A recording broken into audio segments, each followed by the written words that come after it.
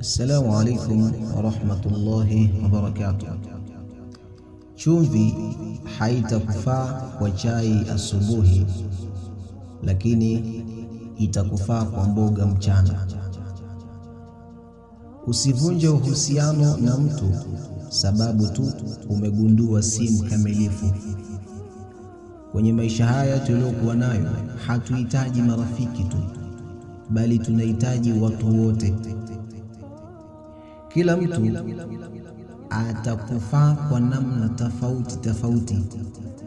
Hata wale wasiokuwa marafiki kuna kipindi watakufaa tu. Sio kila mtu atakufaa kwenye biashara au katika kipindi unatafuta kazi. Lakini vile vile sio kila mtu atakufaa kipindi unajiandaa na harusi au kipindi unatafuta mtu wa kukopesha, wa kukuazima chochote katika maisha yale ya kawaida. Lakini vile vile sio kila mtu atakufaa kipindi unaumwa au kipindi umefiwa.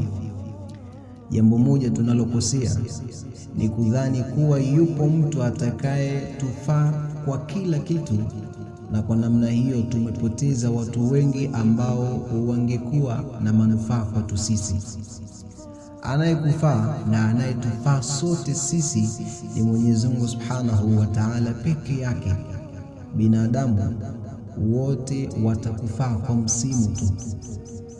Kinachotakiwa ni kutambua kila mtu anayekuzunguka anakufaa kwa kipi na kumtumia kwa hicho ambacho anakufaa nacho.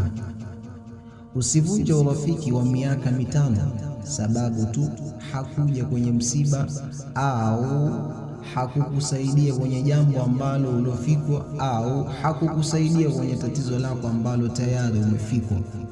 Ndani ya miaka 5 pengine hakukufaa kwa jambo lolote lile. Hivyo basi chumvi haitakufaa kwa chai asubuhi, ila itakufaa kwa mboga mchana na kwenye vitu vingine. Kila mtu atakufaa katika jambo tofauti na katika nyakati tofauti. Mahusiano bora huongozwa na akili na wala si kwa hisia. Mwenyezi Mungu Subhanahu wa Ta'ala tujalie kuwa na marafiki wazuri, marafiki ambao wanaotushauri na kutuongoza katika mambo ya kheri. Assalamu alaikum warahmatullahi wabarakatuh.